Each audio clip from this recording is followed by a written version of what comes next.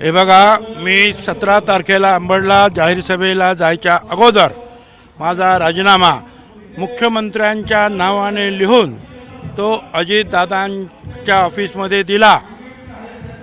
मला अंबडला जात असताना निरोप आला की कृपया वाच्यता करू नका. मी अंबडमध्ये वाच्यता केली नाही.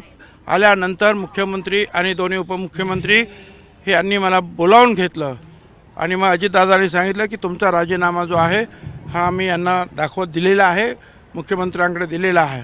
मुख्यमंत्री आणि ते दोघेजण म्हणाले की तुमचं जे आहे काम आहे ओबीसीच्या बाबतीमध्ये तुमची जी मतं आहेत ती मांडायला आमचा काही विरोध नाही आहे.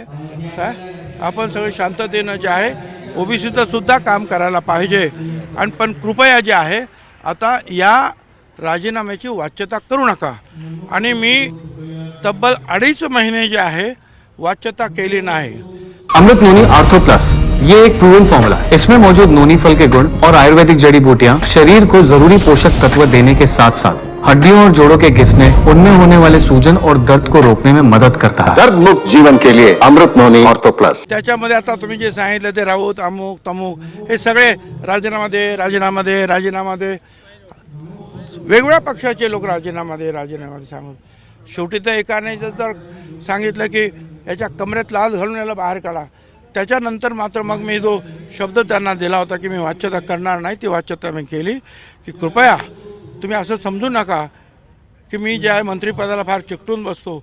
मी 16 तारखेला अगोदर राजीनामा दिला आणि मग 17 तारखेला जे आहे अंबडच्या जाहीर सभेला गेलेलो आहे.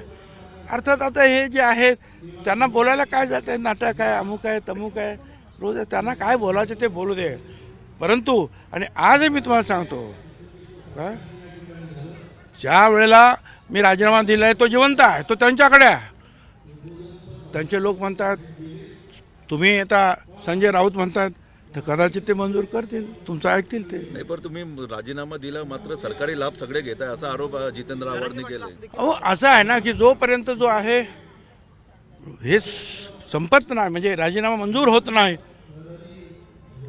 तोपर्यंत तर मी मला काम करावंच लागेल ना. फाईलसुद्धा सहाय्य करावं लागतात. बरं सरकारी लाभ म्हणजे तरी काय लाभ असतो माझा, काय माझा मी माझ्या गाडीतून फिरतोय, माझ्या गाडीतून जातोय, माझ्या कार्यकर्त्यांच्या खर्चातून ज्या जाहीर सभा होत्या, आणखी कसला लाभ आहे माझ्याकडे मला सांगा तुम्ही. नाही पण राजीनामा राज्यपालांकडे द्यावा लागतो. अहो राज्यपालांकडे कसा, मंत्री कोण करतं, मंत्र्यांना नावं कोण कळवतं, मुख्यमंत्री कळवतं. कुठल्या मंत्र्याकडे कुठलं खातं आहे हे कोण ठरवतं, मुख्यमंत्री ठरवून ते कळवतात. सगळं काय जे आहे मंत्रिमंडळ जे आहे कुणाचं असावं कोण मंत्रिमंडळात असं हे मुख्यमंत्री ठरवतात. कोणाला काढायचं तेही मुख्यमंत्री ठरवतात आणि त्याप्रमाणे ते राज्यपालाला कळवतात. साहेब जरांगे पाटील असं म्हणाले की मी राजीनामा देण्याचं नाटक करतो, तुम्ही राजीनामा देण्याचं नाटक करा. जाऊ द्या होते तर काय त्याचं काय ते ऐकतं. आता कोण काय म्हणतो त्याला बजेटमधून जे आहे आरक्षण पाहिजे आहे ते म्हणा. आता दुसरं आता महाराष्ट्र राज्याचं पण बजेट येईल त्याच्यातून आरक्षण घ्या. साहेब गोळीबार प्रकरणानंतर गायकवाडांनी गंभीर आरोप केलेले होते मुख्यमंत्र्यांना मी करोडो रुपये दिलेले आहे आणि त्यानंतर संजय राऊत यांनी आरोप केला आहे की मुख्यमंत्रीवर याचा गुन्हा दाखल करावा मनी लॉन्ड्रिंगचा. मला काय माहीत नाही आहे.